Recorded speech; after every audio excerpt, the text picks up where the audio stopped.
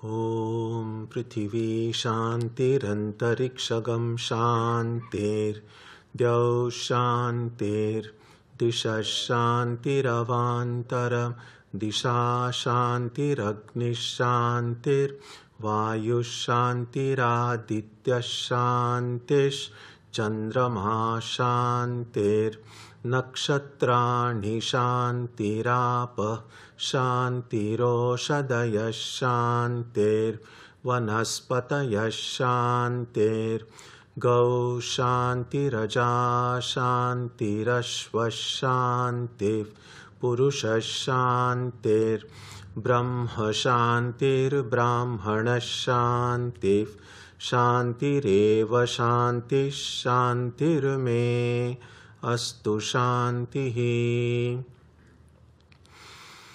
May there be peace on earth and in the sky. May there be peace in the water and in all directions. May there be peace in the plants, in the trees, and in animals. May there be peace in the hearts of all beings. May there be peace in everyone and in everything. Sarvetra sukhinas santu, sarve santu niramayaha, sarve bhadrani pashyantu, ma kaschit dukkha bhag bhavet, sarvastaratu durgani, sarvo bhadrani pashyatu, sarvas sadbuddhimapnotu, sarvas sarvatra nandatu. May all be happy and healthy. May all see what is good, and may no one experience misery. May all overcome their obstacles and acquire good tendencies. May people everywhere find joy and fulfillment.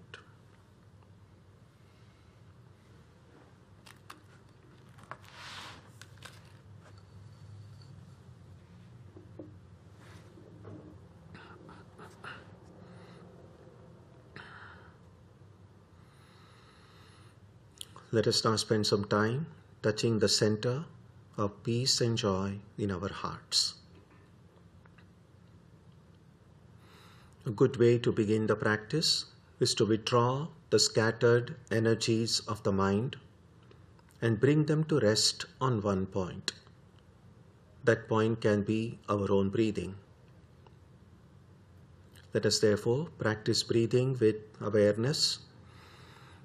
As we breathe in, let us visualize that our body and mind are being filled with love, strength, and compassion. And as we breathe out, let us release all the stress, anxiety, and exhaustion in the body and mind. Let us practice this way for a while.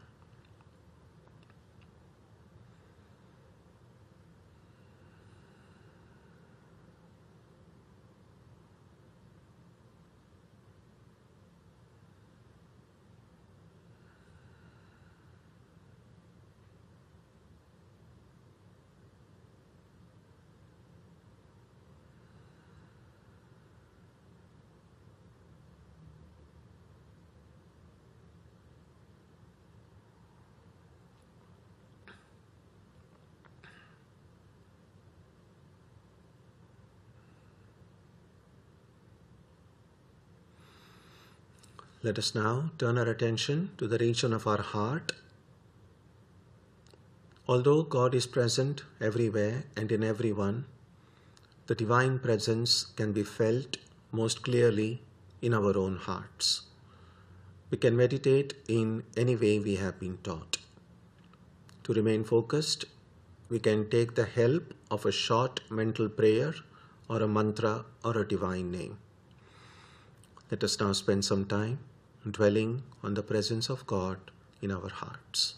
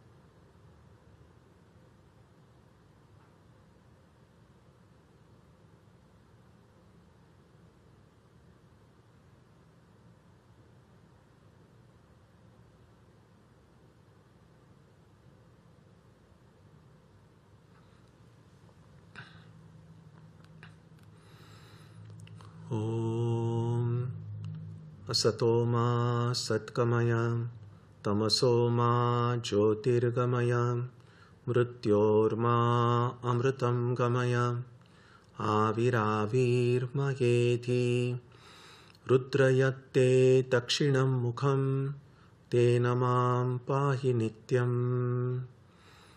May the Divine lead us from the unreal to the real, from darkness to light, from death to immortality. May the Divine Consciousness fill our hearts and protect us.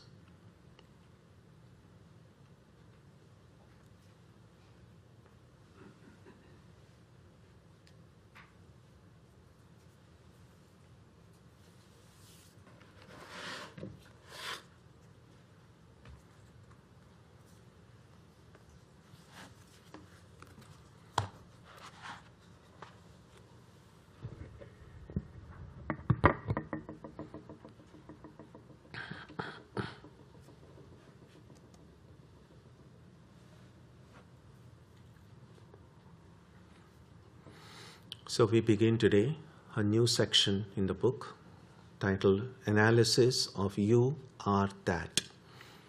So this is an important teaching from the Upanishads. In Sanskrit, it's called Tat Tvam Asi. Tat means that, Tvam means you, Asi means are. You are that.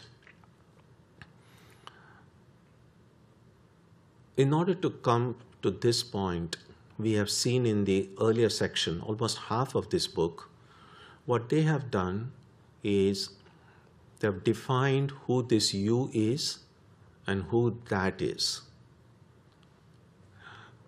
By that is meant this ultimate reality, Brahman. And just the section just before we began with this, the one that we did a couple of weeks ago, dealt with this nature of the absolute, Brahman. That is that. So that. Now why is it that? Now, oftentimes,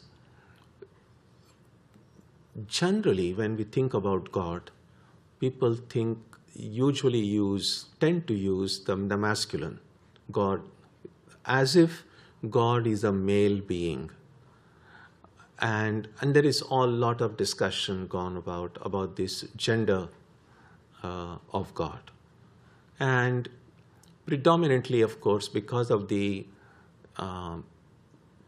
male-dominated societies everywhere, people have begun to refer to God as He. As a counterpoint to that, in many cultures, there is also the worship of the divine feminine, the goddess. And so in such cultures, it is also possible to refer to God as she. So God can be our divine father, and God can be our divine mother.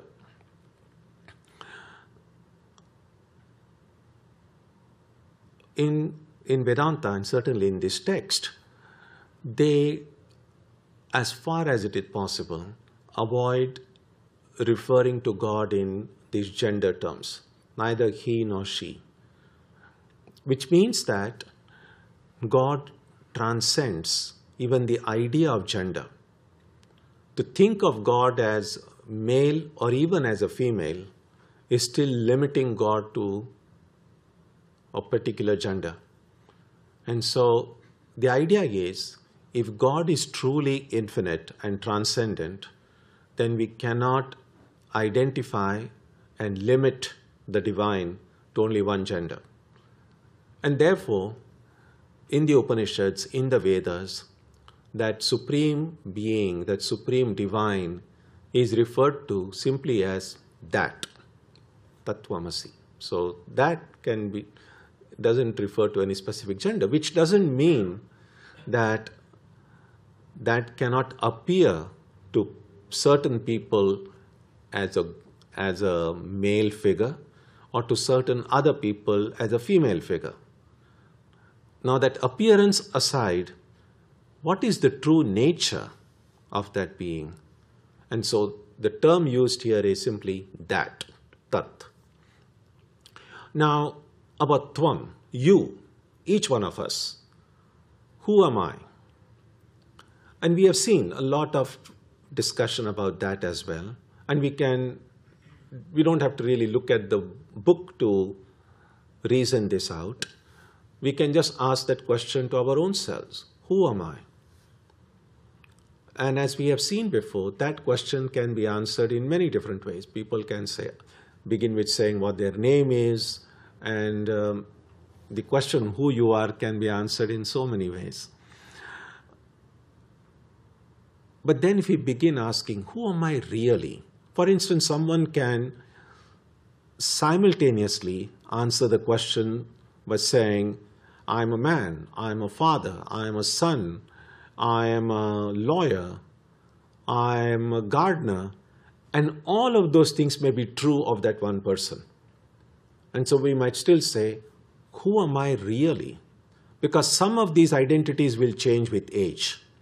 So if I'm a little child, my child identity won't remain forever.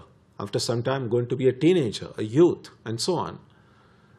So a lot of these identities that we have will change with age. Sometimes they might change with place. People who are born and raised in Boston might say, I'm a Bostonian. Well, tomorrow I move to California and spend the next 30 years of my life there. Then it doesn't really make sense, because then at least a part of my life has been spent in a different place. Then I can no longer say, if I'm a Sox fan, I can be a Sox fan no matter where I am. But some of these other identities can change with place. So we have to ask, among these changing identities, is there anything unchanging in me? And we might then be tempted to ask, what was my identity before I was born? Because a lot of our identity, many of our different identities are connected with this body. But I got this body when I was born. Did I have any identity before my birth? Also, of course, when I die, this body is just going to be left behind. What will be my identity after my death? So all of these questions can come when we begin to analyze who this I is. So one simple way, just to kind of give you the final conclusion in this matter, is simply this, that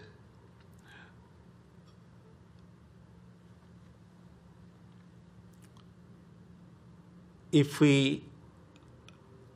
let's say there are all of us nowadays, especially those who are the younger generation, we take so many photographs because it's so easy, just point and shoot. And then all digital. You don't really have to go into the studio and develop the pictures as some of the older people here might know. At one time, we had to do a lot of that stuff to take a picture.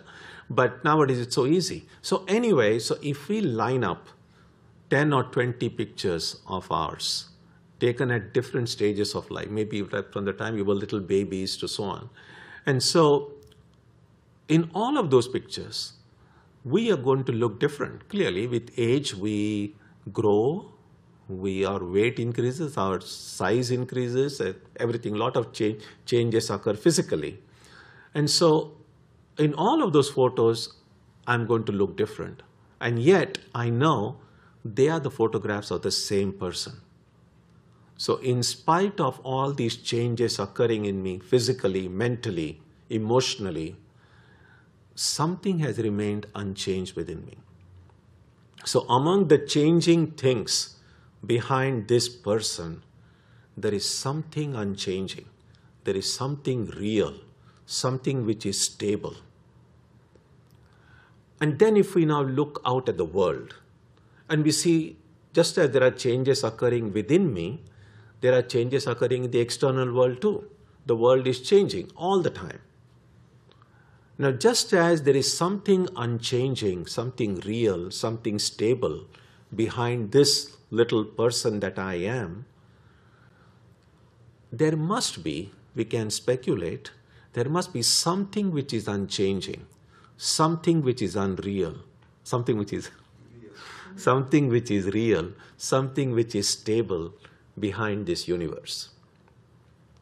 So the question now is, while me as a little person and this whole universe are clearly very different from one another. I am so small, compared to me this universe is infinite and very different in many ways.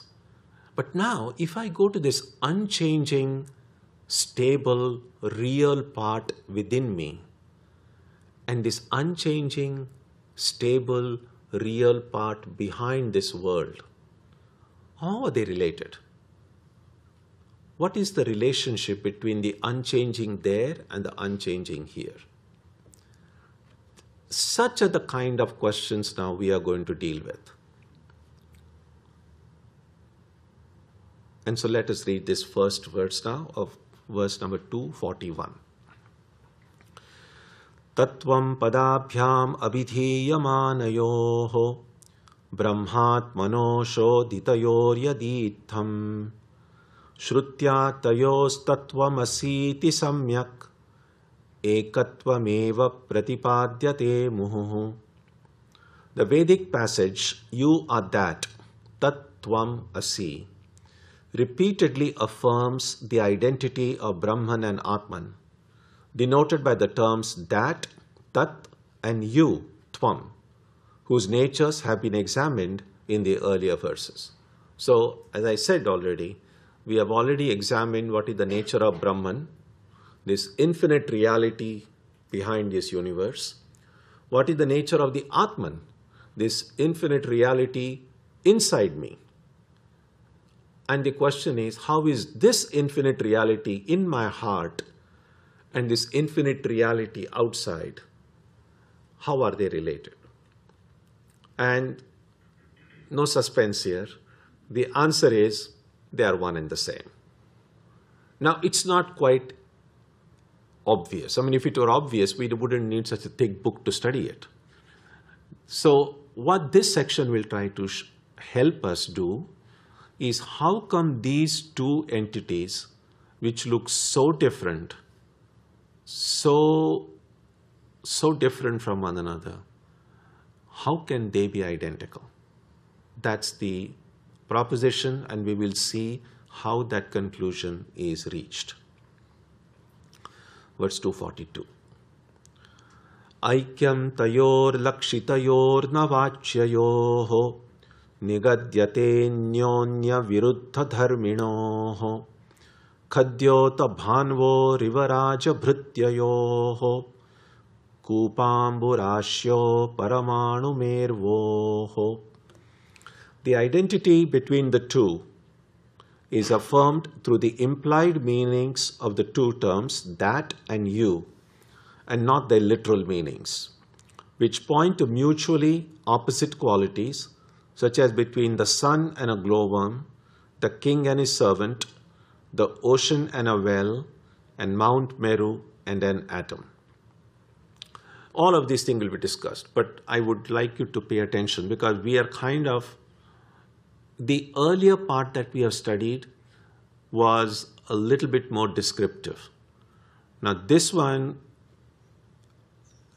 will be clear if we look at it calmly and if we apply our reason. And so just pay careful attention. We will see the meaning of what is an implied meaning, what is the literal meaning. It's not difficult, but to see how this explanation is given in a step-by-step way, that's the most important idea here. So what is said here is that infinite reality and this little reality in the heart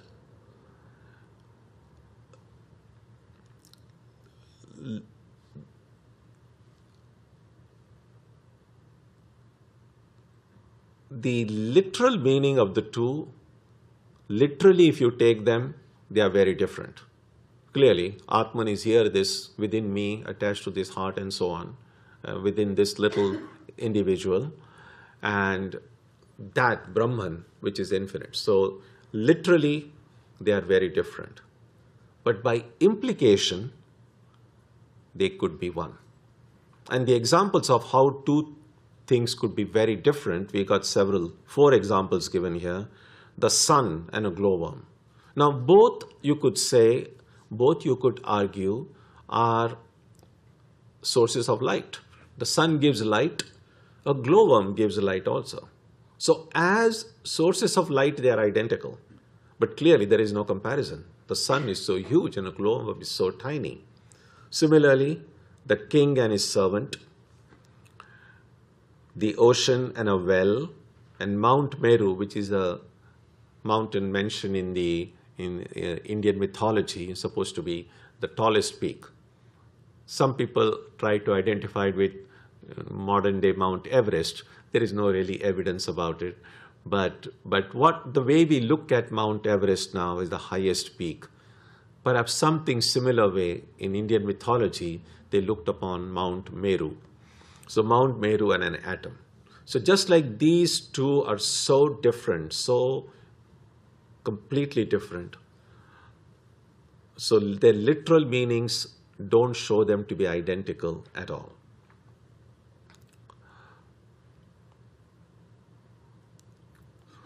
So to kind of relate it to this Tattvam, when we speak about that supreme being, we are thinking about what in Sanskrit, the word that gets often used is Ishvara. In English, it just flattened out with just this one very common word which is used so often and in so many different ways that it means million things to million people, the word God. So the literal meaning of God for most people would be, well, for some people, again, there are so many ideas related to God. Many people see God as a supreme being who is kind, who is loving, who is all the auspicious qualities connected with this divine being. People see that as Ishvara, as God. And us, me, although when we read the book, you say, well, I am the Atman, that's kind of, a lot of it's just theory. But in practice, what we see is, I'm a human being. I'm a mortal human being. So all the humanness which we associate with ourselves and this whole divinity associated with the Supreme Being, those are the literal meanings.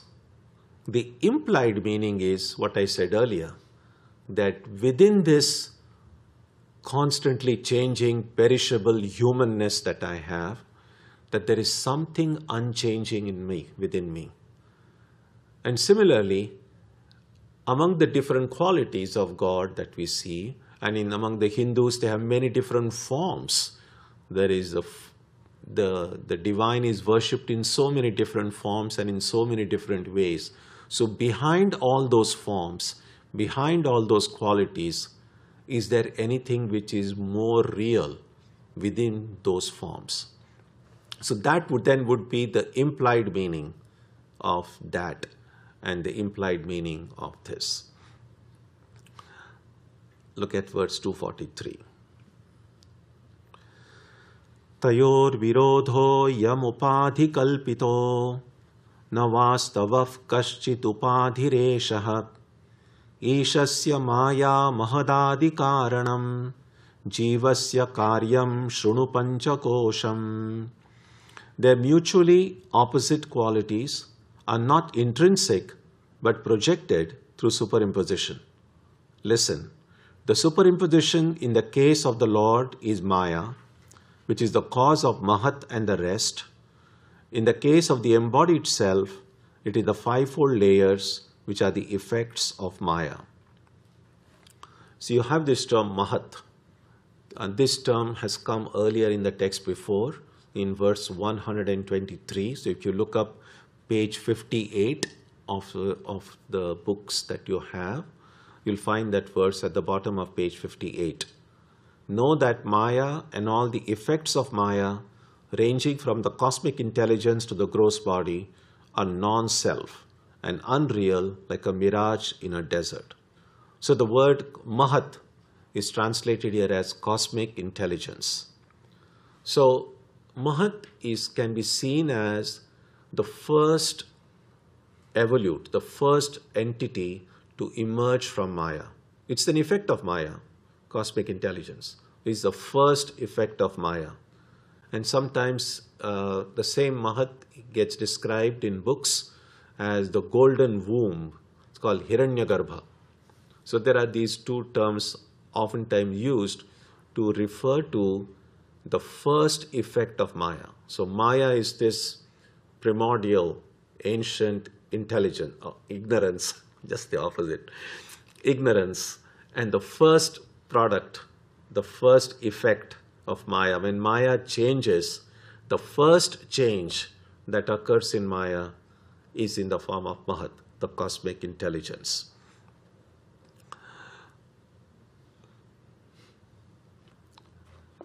So what is being said here is that the divine being, just as, okay, go back to the rope and the snake, an example that we invoke hundreds of times, which is very helpful. So in the rope-snake analogy, the rope is the reality. The snake is what is superimposed on the rope, which is why the rope gets hidden and I see the snake instead of the rope. So what is being pointed out here is that when I see the Lord, when I see Ishvara, when I see the personal aspects of God, God as a person, either with form or with qualities or both, those things are really the superimposition on that reality, and that superimposition comes firstly through Maya. So Maya is what is superimposed on God. Maya is what superimposed on Brahman, and therefore Brahman appears to us in these different ways of thinking of God that we have today. Similarly, the Atman, the reality here, what is superimposed on the Atman are the 5 layers. Remember, we saw this section in the earlier section, the 5 coverings or the 5 layers. Now the 5 layers, just like the cosmic intelligence, is also an effect of Maya. So essentially, it's just Maya all around. But Maya in its purest form, the first time Maya appears, it covers that reality. And then the effects of Maya, which is the layers, cover this individualized self. And we've seen that just as the snake covers the rope and I can no longer see the rope, that is how the 5 layers, the Panchakoshas, cover the Atman and I no longer see the Atman. I just see these layers. I see the body, I become aware of the mind, I become aware of the ego, because these are all layers and I'm able to see them because I'm able to see the snake. But I'm not able to see the rope because these layers are covering it.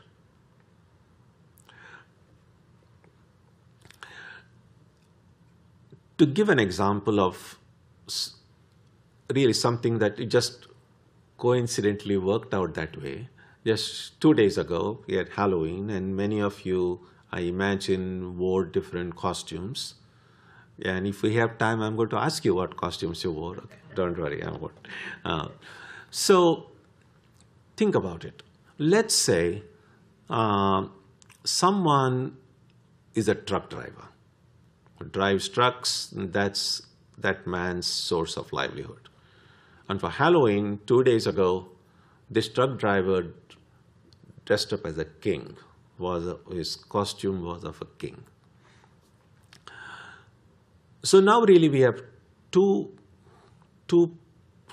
individuals, really, 2 people. 2 days ago, this man was a king, and now he's a truck driver. And the question is, are there really 2 people or just 1 person? So this person was a king, sort of, as long as he was wearing all the things that kings wear, a crown and all the paraphernalia of a king. And rest of the time, when he's driving a truck, wearing the kind of clothes truck drivers wear, I don't think there is one fixed way they wear, but you're driving a truck, and that's your source of livelihood. Then you have an identity of a truck driver, and then you were a king 2 days ago. Now, as soon as the king's costume comes off, the very next day after Halloween, this person is no longer the king. But it's also possible that this person is not a truck driver from the time he was born, right? I mean, he took that job at some stage, and it's very likely that maybe he's going to retire one day, or he may be fired from his job. He's no longer driving the truck. He can no longer say, I'm a truck driver because I don't have a truck and I'm not employed as a truck driver anymore. So what is this person? Or are they, first of all, are they two people? The king and the truck driver, are they two? And it turns out this person really, the reality here is the person who was neither a truck driver and nor a king. His kingness kind of remained just for a day or a few hours. The truck driver identity remained for as long as he was a truck driver. But neither of these was intrinsic. But the person was only one. They were not two different people doing two different things. That is more or less what we are talking here now. Because this duality comes up when we think about our identity and we think about the identity of the divine being. So is Ishvara, the supreme being, I mean, just think about it this way also. Why do we use the word adjective supreme? Because it's like a human being and a supreme being. One common word there is being, right? So that person is supreme only in comparison or in contrast with this person who is not supreme. And I am human only because I have a human body. Now, neither my human body is permanent because it just sandwiched between the experience of birth and death. But that the supremeness of a supreme person remains only as long as there are someone or something which is not supreme. And therefore, when these external, accidental qualifications are eliminated, we find then that the reality itself is one and the same. So here, what makes the reality different is this, you could think about it this way, that although this is not really philosophically accurate, think about it this way. A part of the reality has gotten covered with 5 layers, and the other part is covered by Maya. And of course, they are going to look two different things. But think about it this way also. The ocean and the waves. A wave, what is a wave? A wave is the water of the ocean taken a certain form and moving in a certain way. We call it, oh, that's a wave. But does the wave have any stable, permanent identity? No, it doesn't. If you look at like, what is a wave really? And we just see, well, just water. But then, compared to the wave, the ocean is so vast.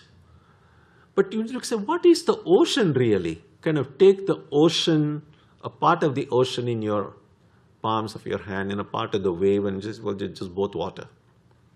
So the ocean identity and the wave identity, the ocean is the ocean only in compared to the wave which is small and tiny. But really speaking, they both are just water. Exactly in the same way, this infinite reality, the Ishvara, is just this pure consciousness, Chit, Chaitanya, pure consciousness covered by Maya.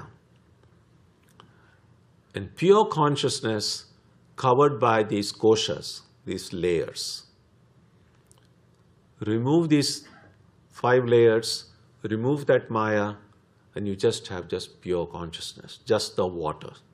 Neither the ocean nor the wave, just water is the reality. Verse 244.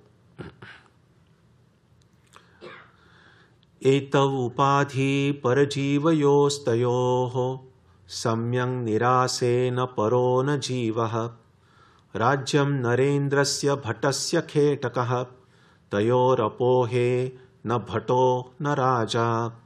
When these two superimpositions of the Lord and of the embodied self, that is Jiva, embodied self is the Jiva, and Lord is the Ishvara, are totally eliminated, there is neither the Lord nor the embodied self.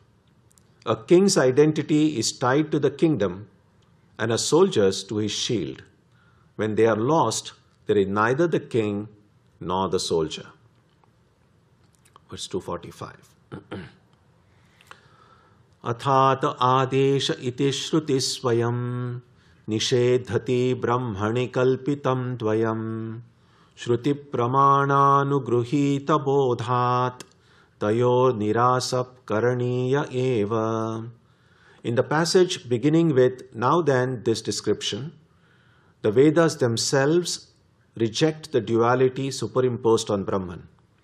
The two superimpositions of Maya and of the 5-fold layers must be eliminated with the support of Vedic knowledge.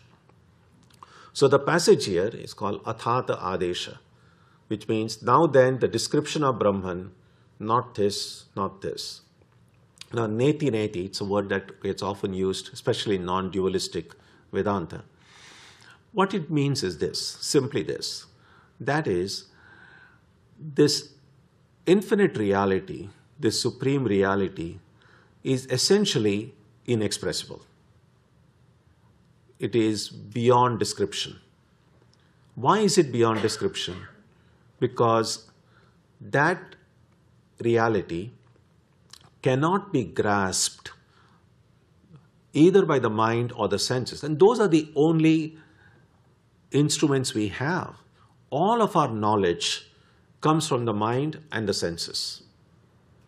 And that's why when we are fast asleep, neither the mind nor the senses, mostly gone, and therefore there's hardly no new knowledge in deep sleep.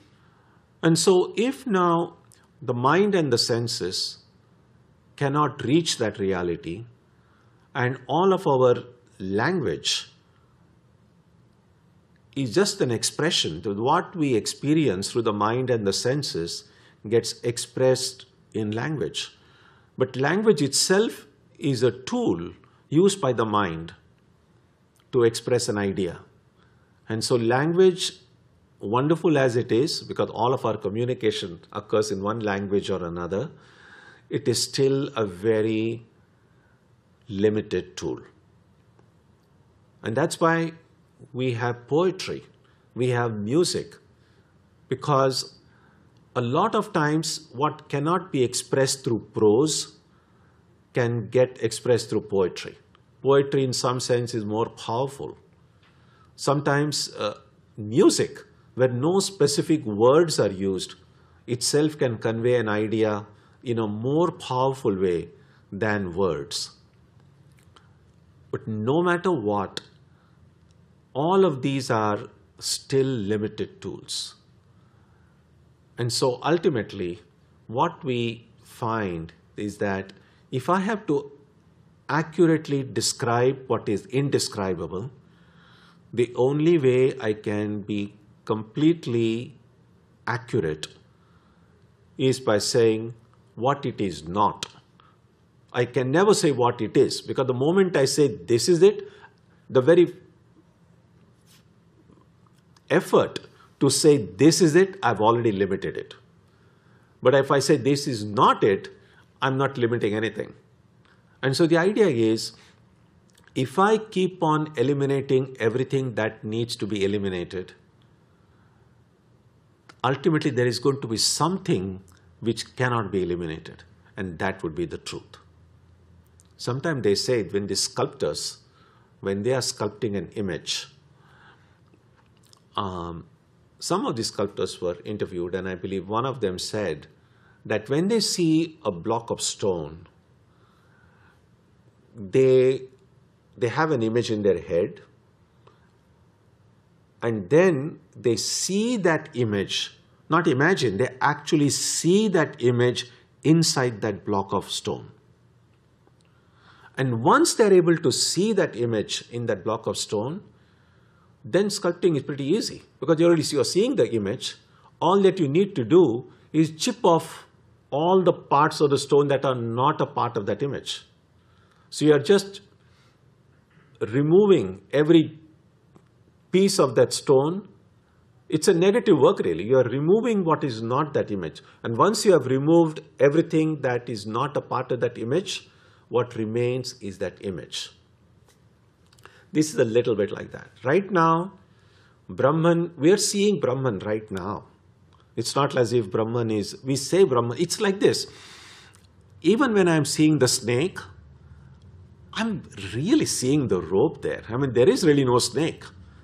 So even when I'm seeing the snake, I'm seeing the rope, but the snake is kind of covering it. So if I continue looking at that snake and try to remove every bit of, I know this is not a term, snakeness from that object. Everything that is a snake in that object. If I keep on removing, oh, this is not the rope, this is not the rope, this is not the rope, what will remain is ultimately the rope. And that's what it meant by saying that the two superimpositions of Maya and the 5 layers. And that's essentially what we do. That, oh, I'm not the body, I'm not the mind, I'm not the ego. I'm saying not this, not this, not this, until I reach the Atman. And at that point, I cannot say it is not this, because it is me. I cannot negate myself. I can negate anything other than myself. So 246. Nedam nedam kalpitatva na satyam rajjau drushta vyalavat swapnavaccha ittham drishyam sadhu yuktya vyapohya neyaf paschad eka bhavastayoryaha. Both Maya and the 5-fold layers are not real because they are superimposed like a snake on a rope and like a dream. In this way, eliminating what is perceived with the help of good reasoning, the oneness of what remains should be realized. Now, look at this phrase, good reasoning, because there is such a thing as bad reasoning. Reasoning, I mean, people speak a lot about holding on to reason and being rational, and that's good. But the reasoning needs to be purified. Because, as I've often said, if you go to any legal case, so there is the prosecutor and there is the defense lawyer, and essentially they are juggling with the same evidence. And using that same evidence, the prosecutor is trying to show that a crime was committed by the person because this is the evidence. And then the defense will either try to show that that evidence doesn't point to that conclusion, or might use the same evidence to show that, in fact, the client is innocent. Both are using reason. Both are trying to apply logic. But one of this is good reasoning, the other one is tricky. And therefore, while reasoning is a very helpful tool in spiritual life, we also need to recognize its limitations. The first thing we need to do is purify our reasoning.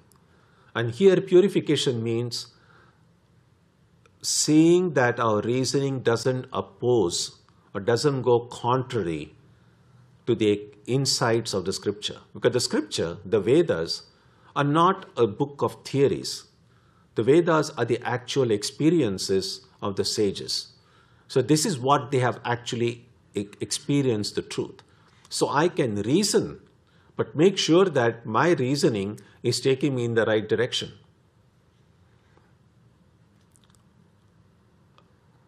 So purification of reason, in fact, the path of jnana, jnana yoga, one of the first things that jnana yoga does is to help us purify reason.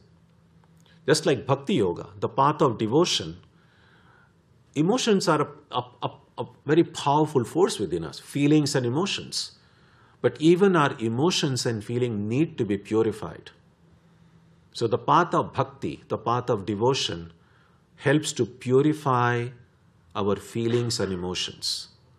In the same way, the path of jnana helps to purify our reasoning. The path of karma yoga and raja yoga help to purify our willpower. Even willpower needs to be purified, because that's the only way it can be strengthened.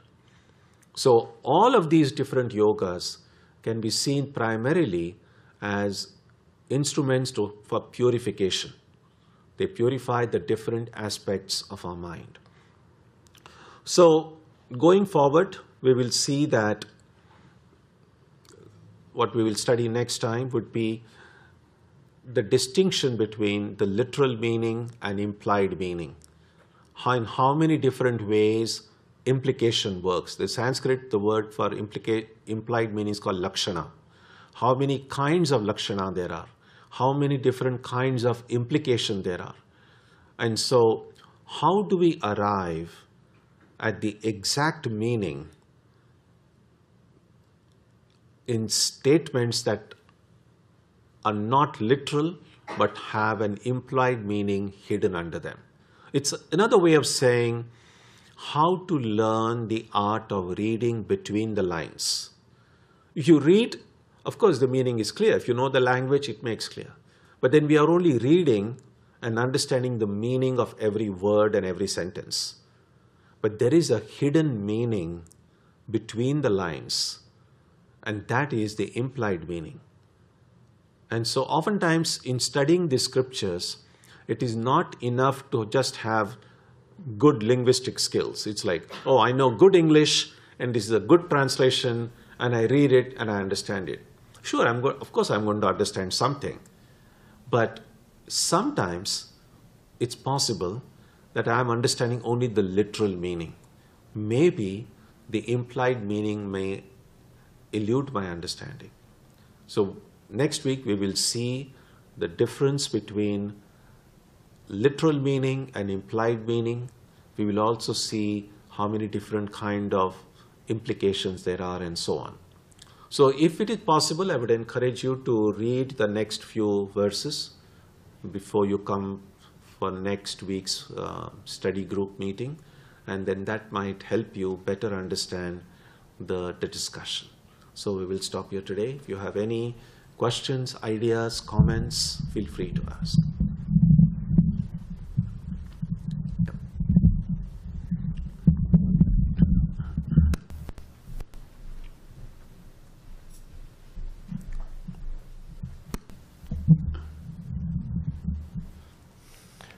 Swamiji? Yeah.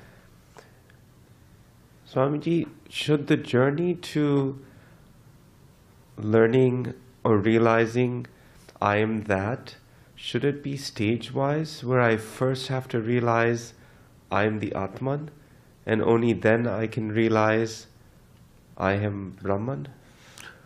Yeah, good, very good question. There isn't any definitive answer about this, but certainly most spiritual seekers have felt that to be the case in their own lives. In Sri Ramanuja's exposition of Vedanta, he is this great acharya, great teacher, who is often identified with what is called the Vishishta Advaita, the qualified non-dualism school. They emphasize this, that first I need to know that I am someone different from this body and mind. Actually, you see,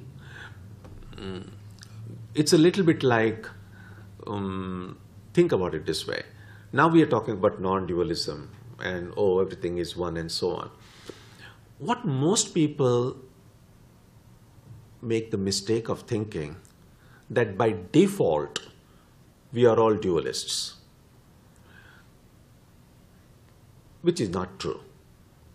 It's not as if, oh, I don't need to do anything. If I don't do anything, I'm a dualist. But in order to be non-dualist, I have to do something. Wrong. Actually, most of us are not even dualists. It's not that dualism is just the default condition. What does dualism mean? Dualism, yes, sure, that I, there is the I there is the Atma in dualistic thinking, but there is also God. There is also the infinite being. And yes, in dualistic thinking, that and this are forever different. They are never going to be one. True. But that infinite being, Ishvara, exists. The Ishvara is there. Now, even in order to be dualists, how much or how often in the course of a day we are aware that God is there, even as a separate being? And we might think that most of us, even those of us who see ourselves as spiritual seekers, we just think that, oh, that's just not possible. We have got so many things to attend to. We have got so many duties, responsibilities. We cannot be thinking about God all the time. True, no one is asking that you sit in a corner and think of God all the time. But just as we never ever forget that we are human beings, our human identity is a living reality with us. We don't have to read it in a book. We know we are human beings. A dualist will know that God exists. A dualist will never forget that there is God. So I mention this to show that we should not come away with the idea that there is nothing needs to be done in order to be a dualist. Even in order to be a dualist, we need spiritual practice, a real dualist. And that's why it is sometimes said that a dualist with a genuine spiritual experience is better than a non-dualist with no experience. Because it's very intellectually stimulating, I grant it. Of course, it's very interesting. But it's possible to go on talking about everything being one all through our lives. And yet, at the end of our life, we'll find nothing really has changed. What's the point? On the other hand, there could be someone, and so this kind of an ego trip, so to speak, sometimes, not everyone, but some of the people who think about non-dualism as somehow higher than dualism. Or sometimes some people think that knowledge or jnana is higher than bhakti. That's nonsense. It's not. There is no higher or lower in this. What really matters is, have I experienced anything? Or have I just been reading about it? Have I just been thinking about it? Have I just been talking about it? And so someone who, let's say, doesn't think about non-dualism, is a very dualistic in their way of thinking, but a person who has genuinely had, say, an experience of God in some form, whether it's Krishna or Rama or Jesus or Buddha, in any different way, a genuine spiritual experience which has truly made some lasting change, some amount of purity, some amount of clarity has come. That person is infinitely better and superior and higher than someone who is only reading about non-dualism. And so I don't want you to, although we are going to talk a lot of non-dualism now going ahead, but I want you to always keep in mind that this is not to put down dualistic way of thinking, not to somehow think that this is a higher way of thinking. There is no higher and lower here. What is important is to ultimately have that experience in our heart. So yes, in answer to your question, what Ramanuja says is that first we should know that we are jivas. Right now, we don't even know that we are jivas. We just think I'm just a human being. But to even know that we are jiva or an embodied self, we should have that awareness that I am different from the body and mind. I may not yet have experienced that higher reality, but at least this initial experience that the body and mind are only coverings, that the real me is inside. And that would certainly be a first step, according to many, before we go further in spiritual life. So that was a good question. Yeah. Yes.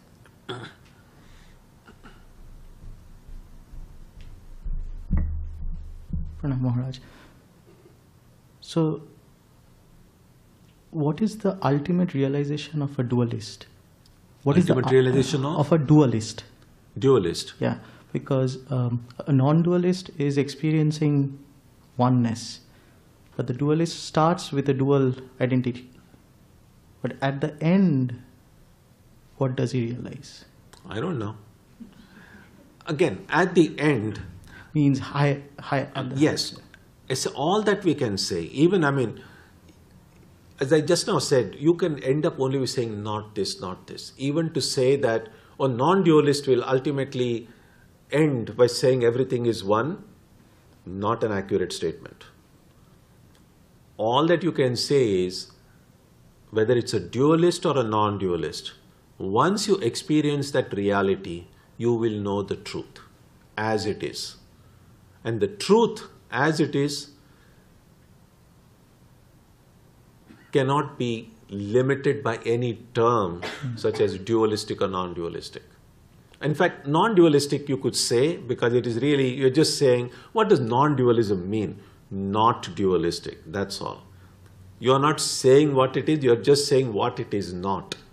Yes, because as long as there are two, then you're still a finite entity. And if that ultimate reality is infinite, not finite, then there cannot be two. In that sense, yes. So, these kind of labels that we put on people, dualist and non-dualist, yeah, please sit down. The labels are actually useless in some ways. In a sense that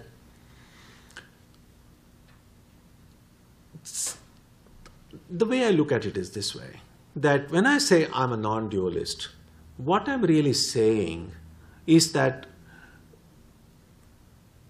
thinking of the truth in non-dualistic terms makes sense to me.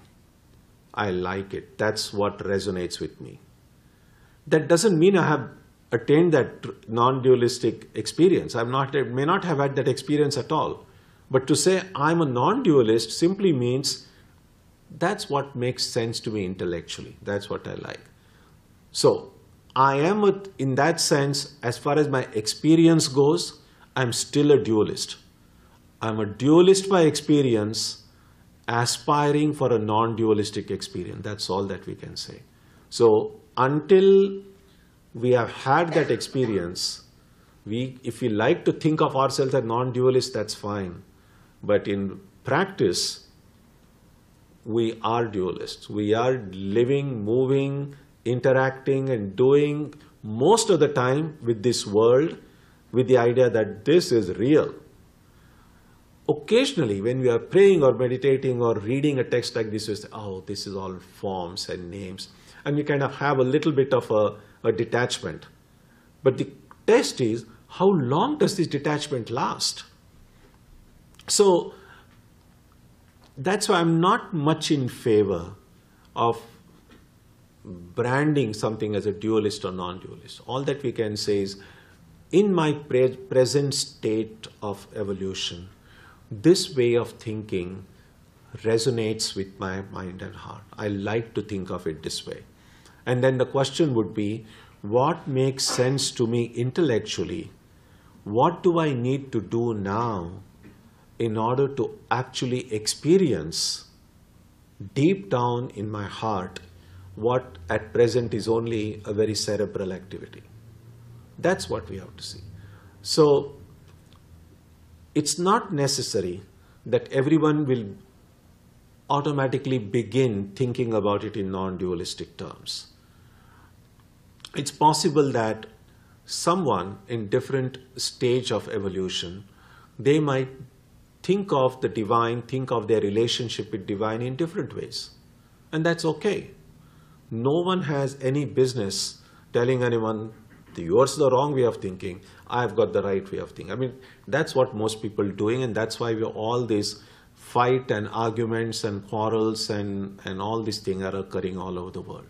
What a true spiritual seeker does is, just as we treasure our own freedom to think about the divine in a way that we like, we must respect the freedom of everyone else to think of the divine in a way that comes naturally to them.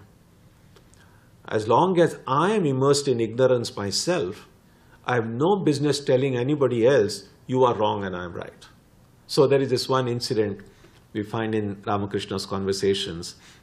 There were these two devotees. One is a devotee of Shiva and the other is a worshipper of Vishnu. And there are many stories connected with these kind of arguments and fights that these different people have. And so one was saying, my Shiva is greater than your Vishnu, and the other is saying, my Vishnu is greater than your Shiva. And they finally then go to their friend, common friend, and said, we are having this argument. Who do you think is greater, Shiva or Vishnu? And then that friend says, look, I've never met neither Shiva nor Vishnu. Neither my father nor my grandfather, nobody else from our family has ever met them. So I really don't know. Have you met them? Have you met them? How do you know? So a lot of our arguments are just about just what we like or what makes sense to us. And so as serious spiritual seekers, this vain argumentation doesn't help. That's what the Upanishad itself will say, Naisha tarkena matirapaneya, that this cannot be attained through tarka, through arguments. And so, yes, exchange of ideas is great. Listening to the other person, even if that other person has ideas completely different from mine, listening to them respectfully, because maybe they may know something, they may have arrived at some understanding which I may not have. And I should feel free to share my understanding. Maybe what I say could be helpful to them. And that's good. That kind of a healthy exchange of ideas is good, but not with the idea to show one superiority over the other. And I won't be doing it in every class, but this class I specifically want to emphasize that, because we are really going to talk a lot about non-dualism, and I want you to guard yourself against somehow feeling that this is higher or better or superior to other ways of thinking. This is finally only a way of thinking. A non-dualistic way is a way of thinking. Dualistic way is a way of thinking. All of these are ways of thinking. But ultimately, all of this thinking must bring about some change here. That's the most important thing. Yeah. Yes.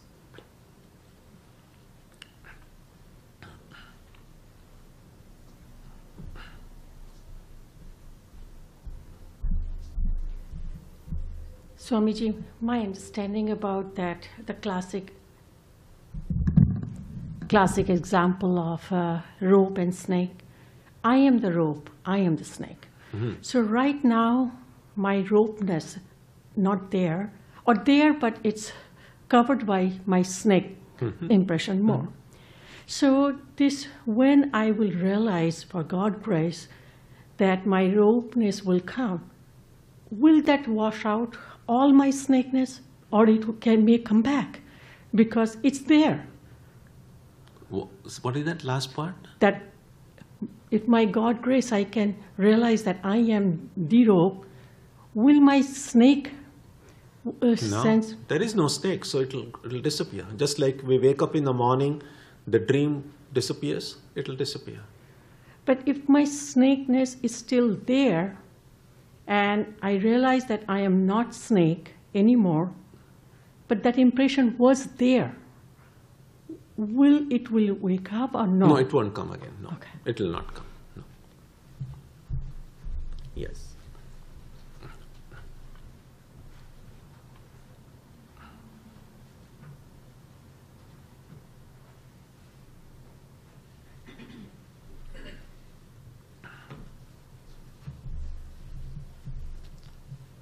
Namaskar, Maharaj.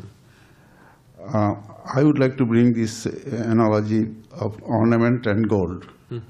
So when ornament is a form and name, when it is molten and it becomes gold. So now in this body,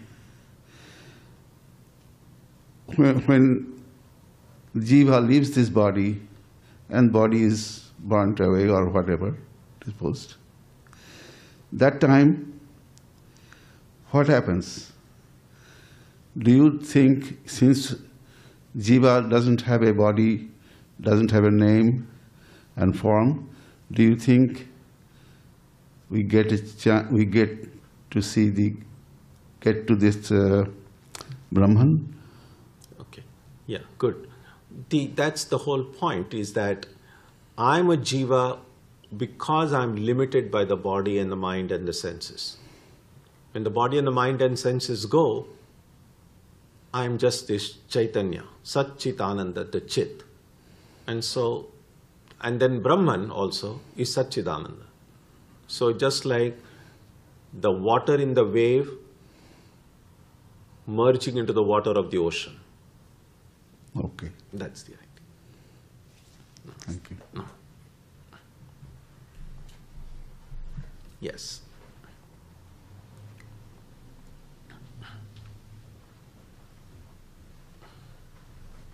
Swamiji, how do I or can I translate the concept of Maya to the rope and snake analogy? What would be the equivalent of Maya in that rope and snake analogy? The Maya there is the ignorance of rope is the Maya. Because if I did not have the ignorance of rope, I could not have projected the snake.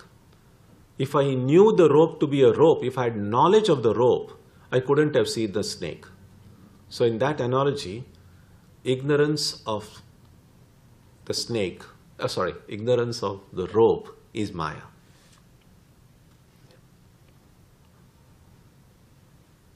Any other? Okay, so we will stop here, and next week we'll begin with verse 247.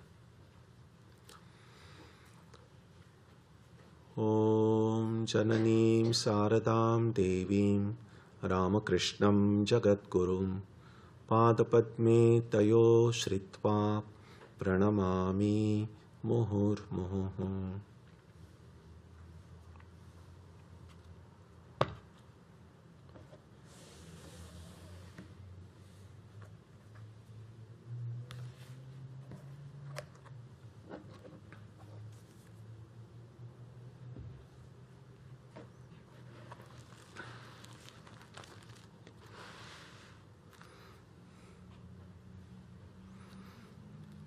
So on Sunday, our subject will be from doing to being. And on Saturday, we'll have the meditation, and then next Wednesday, we'll meet again here. Let's conclude with a prayer now.